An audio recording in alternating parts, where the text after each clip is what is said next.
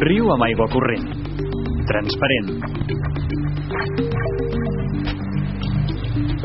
amb peixos autòctons i la llúdriga perseguint-los. És l'exemple d'un riu sa, un entorn ple de vida i que alhora protegeix el mateix riu. Tan senzill però tan difícil com això és el que persegueix l'associació Hàbitats i el seu projecte Rius, que ja ha complert el 10è aniversari.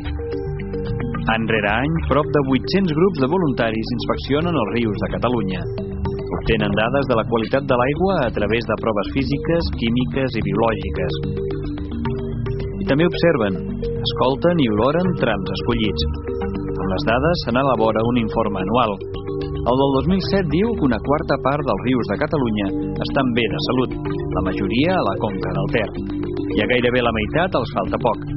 En canvi, un de cada 5 té les aigües força contaminades, sobretot a les conques del Besòs i del Llobregat. Sobretot hem anat detectant al llarg d'aquests 10 anys la implantació de diferents depuradores a diferents punts dels rius, que això ha fet que millorés molt la qualitat de l'aigua.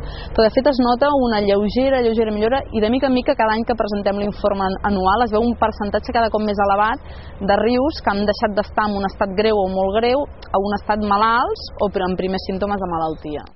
La sequera dels últims 2 anys n'està alterant alguns resultats. Les inspeccions de primavera i tardor cada vegada s'assemblen més. Apareixen nous contaminants difícils de detectar. Alguns trams es consideren irrecuperables, però les normatives europees empenyen cap a l'optimisme. La Directiva Marc de l'Aigua estableix el 2015 com a horitzó per uns rius sanejats i ordena la participació ciutadana en la gestió dels recursos hídrics.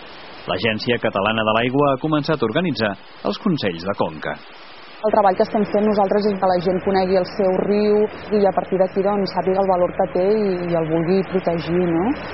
La proposta que fem és que ja que s'han apropat al riu i el coneixen, que ara participin de forma molt més activa en la seva conservació, no? A través dels projectes d'adopció o d'altres projectes, com per exemple de seguiment de la llúdriga, el Besòs o d'altres iniciatives que estan sorgint des dels mateixos voluntaris per fer un pas més enllà i involucrar-se més en aquesta conservació dels rius.